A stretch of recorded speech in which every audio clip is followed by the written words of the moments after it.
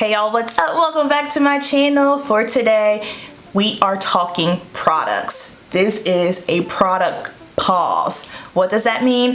I'm about to share with you a few products that I am putting on pause that I will not be buying for the rest of the year. Let's go ahead and get into it. If you see me looking down, it's because I have my list here. I don't want to miss a thing. The first thing that I am pausing on that I will not be buying for the rest of the year, foundations.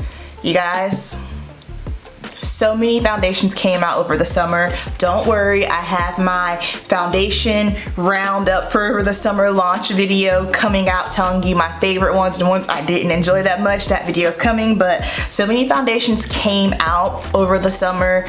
It was insane. I don't know how anyone was able to keep up with that. It felt like every week there was something. However, I am at a place where I personally do not need any more foundation in my collection. In fact, all the products that I'm putting on pause is not because I'm going on some kind of strike. It's just when I look at my collection for what it is. Oh God, it's getting hot in here. Okay, when I look at my collection for what it is, they're just simply things that I do not need. For instance, foundation, I have 3 in the back. I have my Smashbox foundation, I have my Sephora Tinted Matte BB Cream, and I have my Fenty Beauty foundation. I don't need any more. Of course, I'll get samples to try things out, which is basically what I've done for all the new launches. However, I don't need any more foundations for my collection. Pausing it, we're not doing it, that's enough. The next thing I have that we are pausing on, setting powders. The weather is shifting. Fall finally decided to show up. The hot girl summer is officially over. And once we start transitioning over to the cooler months, I like to just go back to my pressed powder, just simply because first of all, I can get heavy-handed. I'm an oily skin girl. I go crazy with the loose powder, and then in the winter time, it can be a little too much. Can my face handle all the powder? Yes, but is it necessarily the best look? No. So the last powder that I purchased was the ABH loose powder, and we're just gonna tuck this away for a little bit unless I need it for something very, very specific, but I am not buying any more loose powders. In fact, that is something that it takes me a little bit of a long time to get through anyway, and it's just something that I feel like we don't need a ton of loose powders in our collection. I mean, if anything, maybe you have one if you like to highlight up under your eyes and another one for all over your face, but you don't really need any more than 2. That's just my opinion. The next thing that I am putting on pause, eyeshadow palettes. Okay, so I have 2.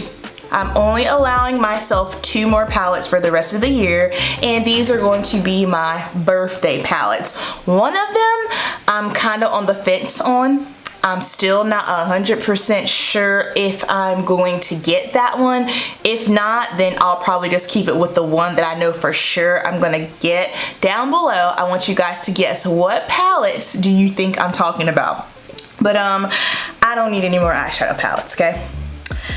I have more than enough, and right now when it comes to my eyeshadow collection, I'm really looking at it, and I'm more so gravitating towards things that my collection needs. Like right now, I need a new purple palette, just simply because I have one, and just because of the brand that it is, I'll keep a G with you guys. I don't want to use it, so I'm going to get rid of it. So I have just been wanting to wear some really, really nice purple shadows, and I don't really have like a good purple palette, so that's something that is a need for my collection. For instance, what's today? So today's October 8th when I'm filming this. ABH just came out. First of all, they came out with 2 more of the Norvina Volume 3 palettes. Purchased the first one. I did not like it, so I'm not getting any of those. And then Carly Bible and ABH has a palette. I love Carly Bible. I think she is just a delight. She's so pretty, and I love her content. However, looking at the shades, those just aren't shades that I'm gonna use, so I am going to skip out on that palette. But look at your eyeshadow collection and really look at what's missing. You know, if you know that there's a specific shade or tone that you like and you don't have, try to focus on that versus perpetually buying the same thing over and over and over. So eyeshadows, we are putting a pause to them, and that's pretty much it for my product pause. I doubt that I will be buying any more concealer, just simply because I just got, I just got the Naked one. So yeah, product pause and concealer, I don't need any more of those.